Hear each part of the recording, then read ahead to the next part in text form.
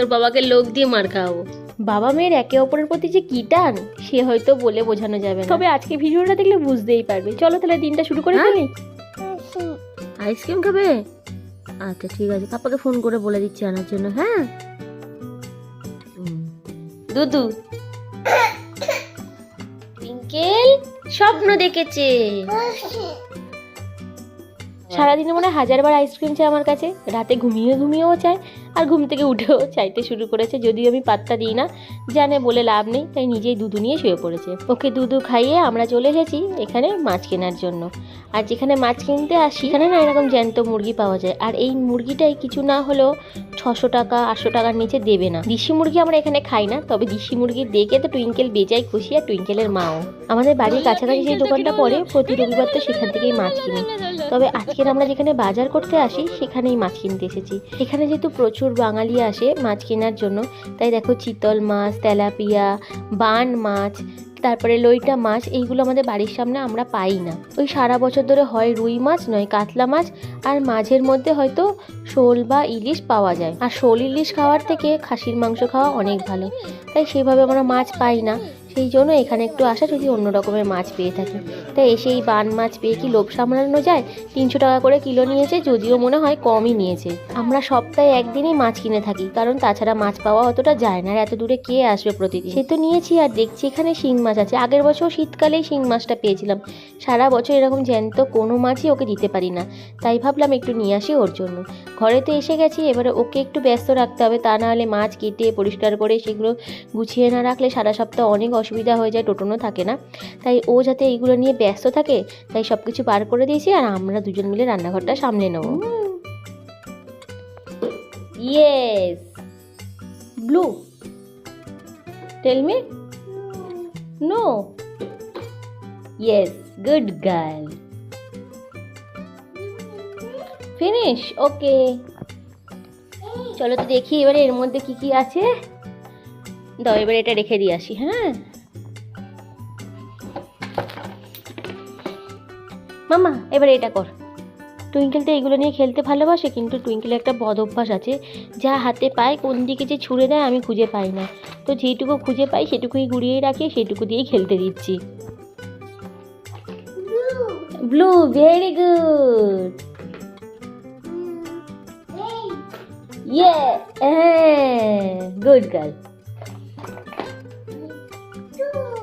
Red, রোজ সকালে ও fresh হয়, এগুলো খেলতে থাকে, তারপরে আমি ওকে খেতে দিয়ে দিই। রবিবার দিন মাছ বাজার করে এসে রান্না করতে গেলে দেরিই হয়ে যায়। টুইঙ্কেল এখানে দুধ খাবে, আর আমি টুইঙ্কেলের মাছের ঝোল করবো লাউ পাতা দিয়ে। আর এই লাউ শাক নিয়ে এসেছি কোথা থেকে জানো? যেখানে মাছ কিনতে যাই তার পাশেই একজনের বাড়িতে দেখছি লাউ গাছ হয়ে ভরে রয়েছে, তাই ভাবলাম একটু চেয়েই দেখি বাঙালি মানুষ যদি দেন। তো এক কথায় দুটো বাচ্চা ছেলে মেয়ে ছিল, তারা দিয়েছে। যদিও ফ্রিতে নিইনি, এই লাউ শাক হিসাবে যতটুকু তার মূল্য তাদেরকে দিয়ে এসেছি। ওরা নিতে চায়নি তবু দিয়েছি, কারণ ফ্রির খাবার না সবসময় হজম হয় না। আমরা কলকাতার বাইরে থাকি, আমরাই জানি এগুলোর মূল্য কত। পয়সা দিলেও এগুলো হয়তো পাওয়া যায় না, খেতে ইচ্ছা করলেও খুঁজে পাওয়া যায় না।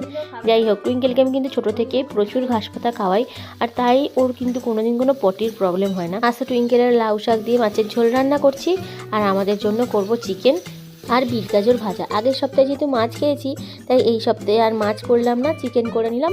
এবারে যেই মাছ কিনে নিয়ে এসেছি সেগুলো সারা সপ্তাহ ধরে একটু একটু করে বানাবো। রবিবার দিন নামেই ছুটির দিন থাকে, কিন্তু সেই দিনটা যে কিভাবে আমাদের কাটে কি বলবো। সেদিন এই 2 রকম রান্না করতে গেলেও আমরা যেন সময় পাই না। বাজার করা, গোছানো, অনেক কাছাকুচি থাকে সেগুলো করা, তাই সেইভাবে আমরা রান্না করে সময় দিতে পারি না। বিয়ের পর টোটনের ছুটির দিন মানে ঘুম, সেই সন্ধ্যে 7টার পরে ঘুম থেকে উঠে হয়তো বাজার হাট করতো, কখনো সেটাও উঠতো না, এই নিয়ে আমাদের রাগারাগিও হতো। আর এখন ছুটির দিন মানে টোটনের ঘুম, টুসির ঘুম সব চলে গেছে। আমাদের অনেক দায়িত্ব কখনো ঘাড়ে চাপানো যায় না, ওটা যখন সময় আসবে এমনিই সব তৈরি হয়ে যায়, যেটা আমাদের হয়ে। আর হ্যাঁ, এই যে সিলিন্ডারটা, এটা আমাদের নিজেদের সিলিন্ডার বললে চলে। এতদিন আমরা ব্ল্যাকে কিনতাম, আজ 6টা বছর পরে একটু একটু করে আমাদের সংসারটাকে গড়ে তুলছি।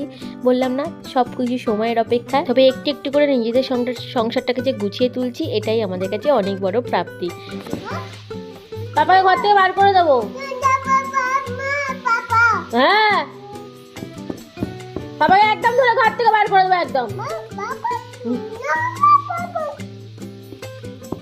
দুষ্টু পাপা,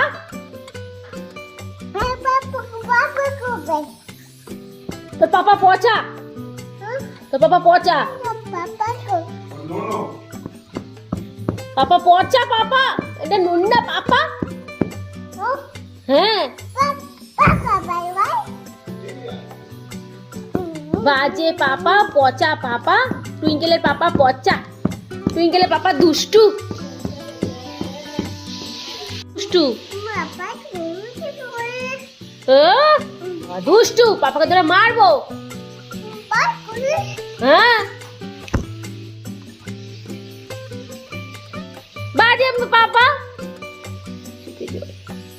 বাজে পাপা তোমার, একদম বাজে পাপা।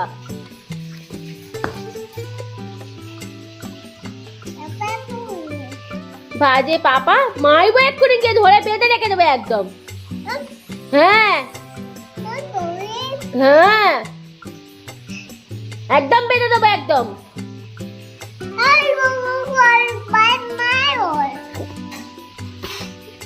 দুষ্টু পাপা, একদম বাজে পাপা, নন্না পাপা। যা, পাপাকে বার করে দেবো ঘর থেকে আমি ধরে। পাপাকে কিছু বললেই হয়, চোখে জল কিন্তু। বাজে পাপা, যা। পাপা বাজে, পাপা বাজে, দুষ্টু বাজে।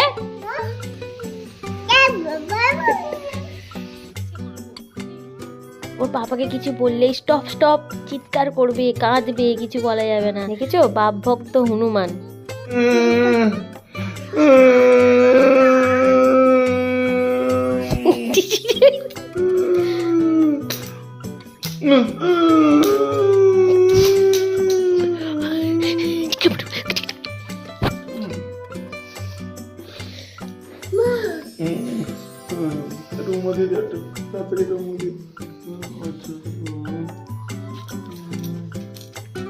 Mama cik, macam.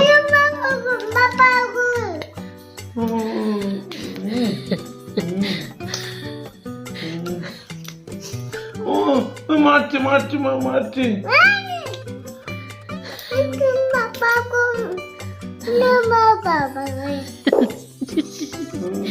ও বাবা, ও কাঁদিস তো রে।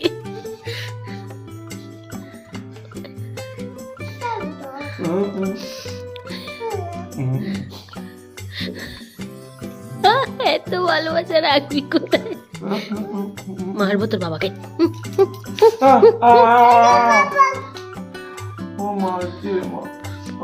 কত ভালোবাসা বাবার প্রতি, ভিডিও তো করে রাখতেই হবে নাকি?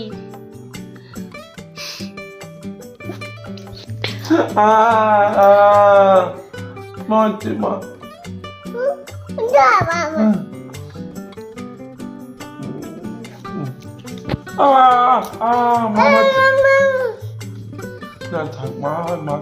নেই।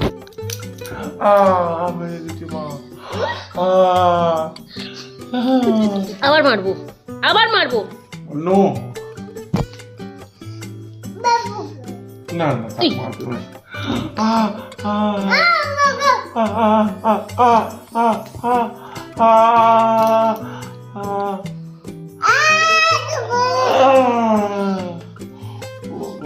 বাবাও কিরকম নাটকবাজ, মেয়ের কাছে ভালোবাসা পাওয়ার জন্য কি চিৎকার করছে।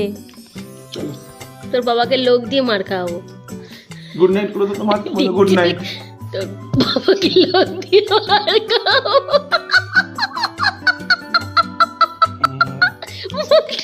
তোর শয়তানি হাত।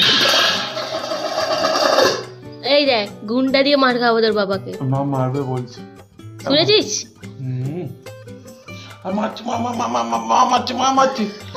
আমি মেরেছি, আমি লোক দিয়ে মার খাওয়াবো তোর পাপাকে।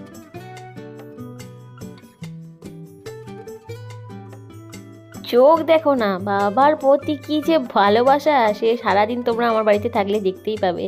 আর বাবা যেরকম মেয়ে ছাড়া কিচ্ছু বোঝে না। বাবা মেয়ের ভালোবাসা এইভাবেই আরো গভীর হোক। এখন তবে আসি, ভিডিওটা ভালো লাগলে লাইক করে দিও। নতুন ভিডিও নিয়ে খুব তাড়াতাড়ি ফিরে আসছি তোমাদের সামনে। চলে এসেছি